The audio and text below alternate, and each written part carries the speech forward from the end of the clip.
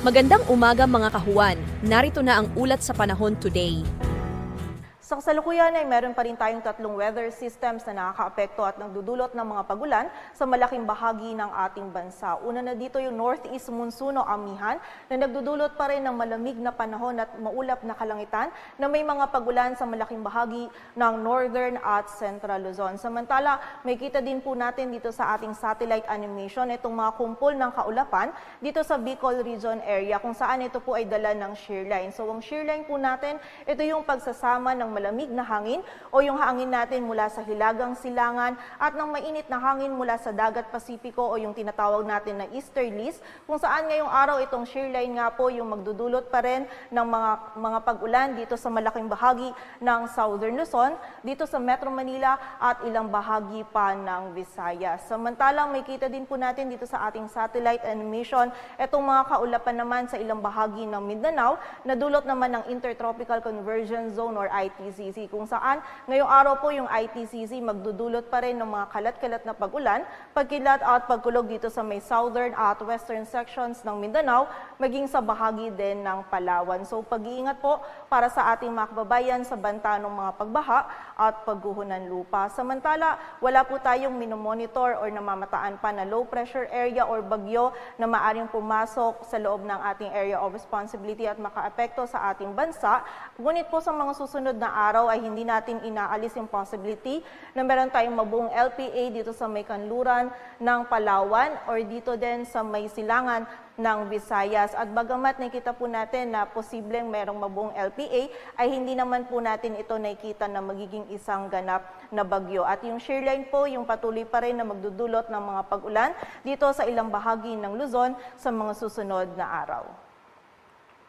At dulot nga po ng shear line ay meron tayong mga heavy to intense na mga pagulan pa rin na mararanasan sa Quezon, Camarines Norte, Camarines Sur, Catanduanes, Albay at Sorsogon. Samantalang moderate to heavy naman yung mga pagulan sa Batangas, Laguna, Marinduque, Romblon, Oriental Mindoro, sa bahagi din ng Aklan, Masbate, Northern Samar, Biliran, Samar at Eastern Samar. So pag-iingat po para sa ating mga kababayan dyan sa mataas na banta ng mga pagbaha at pagguho ng lupa. Samantala, bukas naman po meron pa rin tayong mararanasan ng mga moderate to heavy na mga pag-ulan na dulot pa rin ng shear line sa bahagi ng Quezon, Camarines Norte, Camarines Sur at sa area din ng Catanduanes. At para nga po sa magiging lagay ng panahon ngayong araw ng linggo, malamig na panahon, maulap na kalangitan na may mga kasamang pagulan pa rin yung mararanasan dito sa Cagayan Valley, Cordillera Administrative Region, maging sa bahagi din ng Aurora, dulot po yan ng amihan. Samantalang makulimlim na panahon at mga pag-ulan pa din yung mararanasan naman dito sa Metro Manila, Bicol Region, sa area ng Oriental Mindoro, Marinduque at ng Romblon, maging sa bahagi din ng Bulacan at Calabarzon. So yung mga pag-ulan po na ito muli po ay posibleng maging moderate to heavy at kung minsan ay mga intense na mga pag-ulan na magdudulot po ng mga pagbaha at pagguho ng lupa. So pag-iingat po para sa ating mga kababayan, lalong-lalo na yung mga nakatira sa mga low-lying areas, sa malapit po sa Sapa, sa ilog at sa mga bulubunduking lugar, and also pati po sa mga kababayan natin na noong mga nakarang araw pa nakakaranas ng mga pag-ulan. Samantala sa nalalabing bahagi naman po ng Luzon ay meron tayong mararanasan lamang ng mga isolated na mga mahinang pag-ulan or pag-ambon na dulot ng amihan. Agwat ang temperatura sa Metro Manila ay mula 23 to 30 degrees Celsius.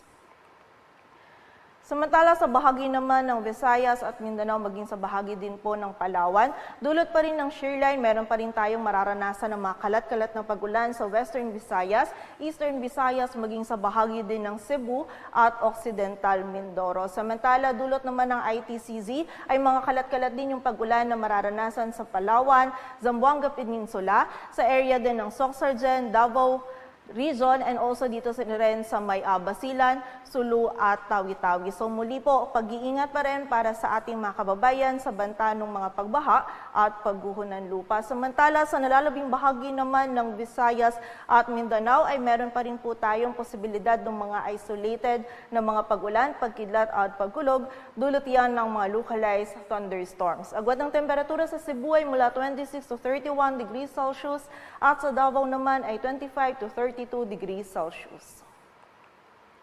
At dulot po ng amihan, meron pa rin tayong nakataas na gale warning sa mga dagat baybayin ng Isabela, Northern Aurora, northern at eastern coast ng Polillo Islands, maging sa northern and eastern coast ng Catanduanes, kung saan hindi pa rin po natin pinapayagang pumalaot yung mga kababayan nating mga isda, pati na rin yung may mga maliliit na sasakyang pandagat. At para naman po sa karagdagang impormasyon ngayong buwan ng Disyembre, ay meron po tayong isa or dalawang bagyo na maaaring pumasok or mabuo sa loob ng ating area of responsibility. And most likely po itong mga bagyo nito is landfalling. At ayon nga sa ating monthly climatology track sa buwan ng Disyembre, ito pong mga bagyo nito ay posibleng pumasok or tahakin nito itong northeastern Mindanao or Visayas area patungo dito sa may kanluran ng Southern Luzon, or maaari din naman po itong pumasok dito sa may Central Luzon area, palabas sa kanluran ng Northern Luzon, at meron din naman po tayong possibility na mag-recurve itong mga bagyo at manatili pong malayo sa anumang bahagi ng ating kalupaan. Dito sa Metro Manila, ang araw ay sisikat mamayang 6:05 ng umaga at lulubog mamayang 5:25 ng hapon.